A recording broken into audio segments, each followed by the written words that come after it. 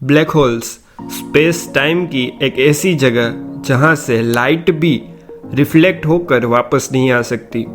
हमने अक्सर फिल्मों और वेब सीरीज में ब्लैक होल्स का जिक्र सुना है, लेकिन असलियत में हम जितना सोचते हैं उससे भी कई गुना ज़्यादा जटिल और मिस्टीरियस होते हैं ब्लैक होल्स।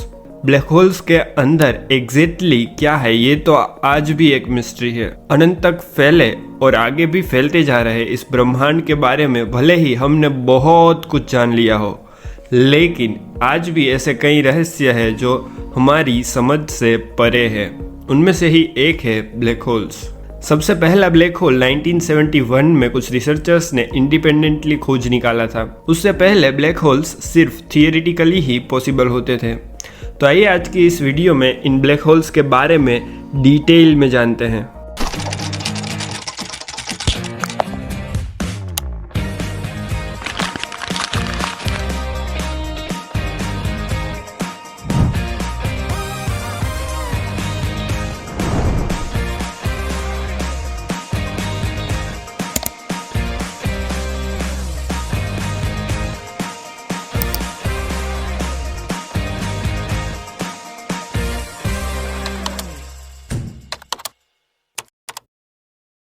आज के दिन में हम इस ब्रह्मांड की कई सारी गुत्थियों को सुलझाने में सफल हो पाए हैं। इवन 10 अप्रैल 2019 को तो हमने एक ब्लैक होल की पहली बार तस्वीर भी क्लिक की थी।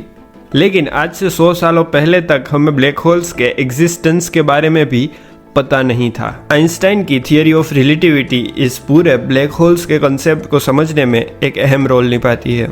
1905 में आइंस्टाइन ने अपनी special theory of relativity publish की थी, जिससे कि हमें स्पीड और टाइम के बीच के संबंध को जानने में मदद मिली, जिससे कि हमें पता चला कि स्पीड कैसे टाइम को इन्फ्लुएंस करती है। सोचिए कि आप स्पेस में जा रहे हैं एक स्पेसशिप में और आपकी स्पीड बहुत ही ज़्यादा है, तो आपके लिए टाइम स्लो हो जाएगा उन लोगों के मुकाबले जो पृथ्वी पर होंगे। उनके लिए समय नॉर्मल गति से ही चल रहा होगा। इसे टाइम डायलेशन इफेक्ट कहते हैं। 1915 में जब आइंस्टाइन ने अपनी general theory of relativity publish की, इससे हमें ये जानने को मिला ग्रेविटी भी टाइम को उसी तरह इफेक्ट करती है जिस तरह से स्पीड, यानी कि ग्रेविटी जितनी ज़्यादा होगी टाइम उतना ही स्लो होता जाएगा। स्पेस टाइम में सबसे ज़्यादा ग्रेविटी ब्लैक होल के आसपास ही होती है।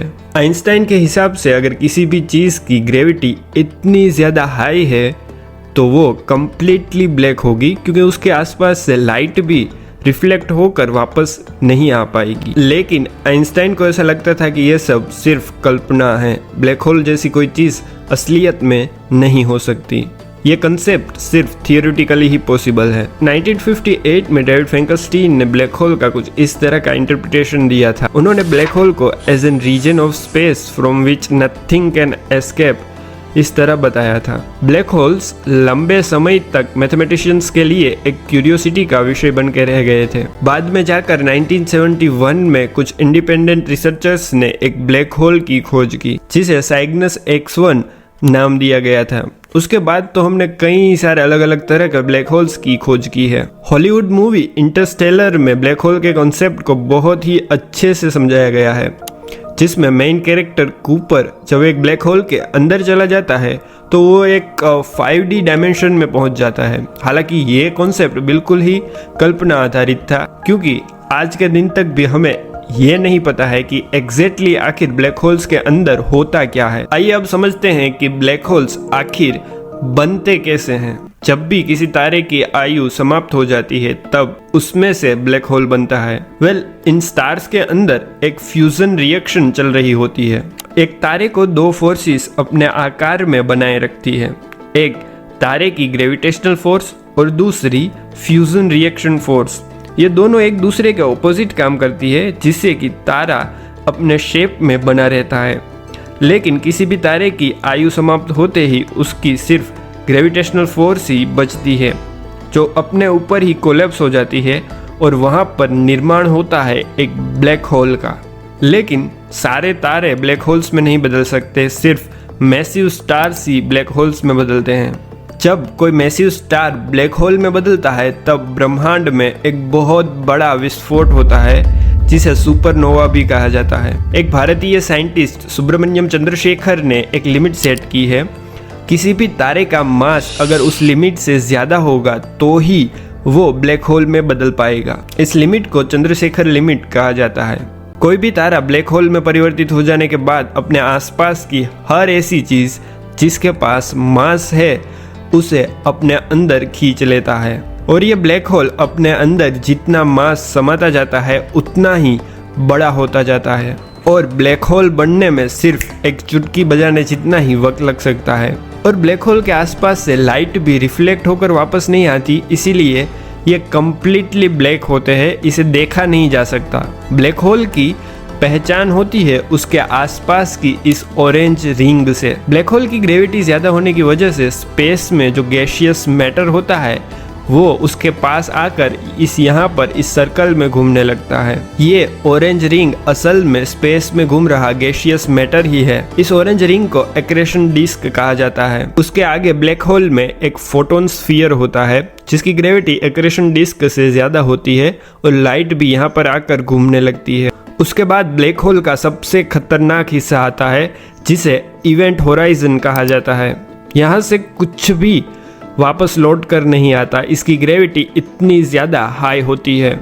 इसे पॉइंट ऑफ नो रिटर्न भी कहते हैं। ब्लैक होल के इसके आगे के हिस्से को सिंगुलैरिटी कहा जाता है, जिसे आइंस्टाइन की जनरल थियरी ऑफ रिलेटिविटी ने समझाने की कोशिश की थी। सिंगुलैरिटी में स्पेस टाइम का कर्वेचर इनफाइनाइट हो जाता है। जैसा कि हमने पहले ही बात की थी कि ग्रेविटी जितनी ज़्यादा होगी टाइम उतना ही स्लो होगा, तो इसके आधार पर यहाँ पर सिंगुलैरिटी में ग्रेविटी इनफाइनाइट तक चली जाती है।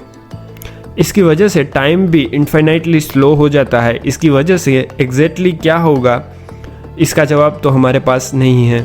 आमतौर पर इन ब्लैक होल्स को 3 अलग अलग कैटेगरीज में डिवाइड किया जाता है: stellar mass black holes, supermassive black holes और intermediate black holes. Stellar mass black holes size में थोड़े छोटे होते हैं और हमारी गैलेक्सीज में ऐसे कई सारे ब्लैक होल्स हमें मिल जाएंगे, लेकिन सुपरमैसिव ब्लैक होल साइज में बहुत बड़े होते हैं। इतना बड़ा कि एक सुपरमैसिव ब्लैक होल के अंदर हमारे सूर्यमंडल का जो सूर्य है उसे 1 मिलियन बार समाया जा सकता है। ऐसे 1 मिलियन सूर्य एक सुपरमैसिव ब्लैक होल में समा सकते हैं। हर गैलेक्सी के सेंटर में एक सुपरमैसिव ब्लैक होल होता ही है। हमारी मिल्की वे गैलेक्सी के सेंटर में भी एक सुपरमैसिव ब्लैक होल है जिसे सेजिटेरियस ए स्टार कहा जाता है। और इंटरमीडिएट ब्लैक होल्स सिर्फ थियोरेटिकली ही पॉसिबल है। साइंटिस्ट का मानना है कि 2 ब्लैक होल्स मिलकर भी एक ब्लैक होल बना सकते हैं और उन्हें ही इंटरमीडिएट ब्लैक होल्स कहा जाता है। ब्लैक होल्स खुद भी स्पिन करते हैं, लेकिन इनका मास और ग्रेविटी बहुत ही ज़्यादा होने की वजह से इनकी गति बहुत ही धीमी होती है। ब्लैक होल अपने अंदर जितना ज़्यादा मास समाता जाता है उतना ही बड़ा होता जाता है। जब ब्लैक होल के अंदर कोई हद से ज़्यादा मास वाली चीज़ समा जाती है तब उसमें से गामा रेज निकलती है, जिसकी स्टडीज़ करना साइंटिस्ट के लिए पॉसिबल हो पाया है। साइंटिस्ट का मानना है कि क्योंकि हर गैलेक्सी के सेंटर में एक सुपरमैसिव ब्लैक होल है, तो क्या ब्लैक होल्स का गैलेक्सीज के बनने के साथ कोई संबंध हो सकता है।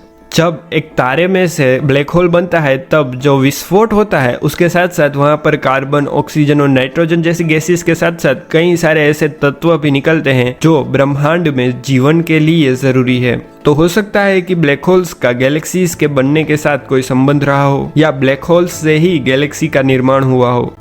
आपके मन में कभी ना कभी तो ये ख्याल जरूर आया होगा कि क्या ब्लैक होल पूरे के पूरे यूनिवर्स को निगल सकता है या फिर हमारी पृथ्वी को।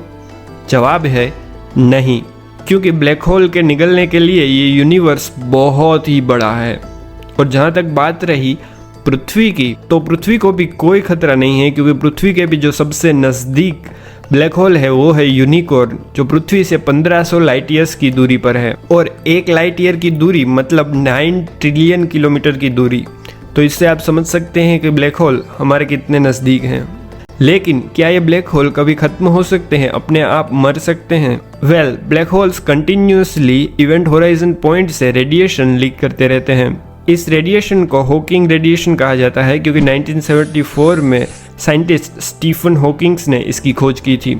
हॉकिंग रेडिएशन रिलीजिंग की वजह से ब्लैक होल्स की रोटेशनल एनर्जी खत्म होती जाती है, और थियोरेटिकली ऐसा साबित किया गया है कि एक वक्त पर ब्लैक होल की सारी रोटेशनल एनर्जी खत्म हो जाने की वजह से ब्लैक होल्स खत्म ज़रूर हो सकते हैं, लेकिन एक ब्लैक होल की एवरेज आयु 10⁻⁶7 ईयर्स बताई गई है।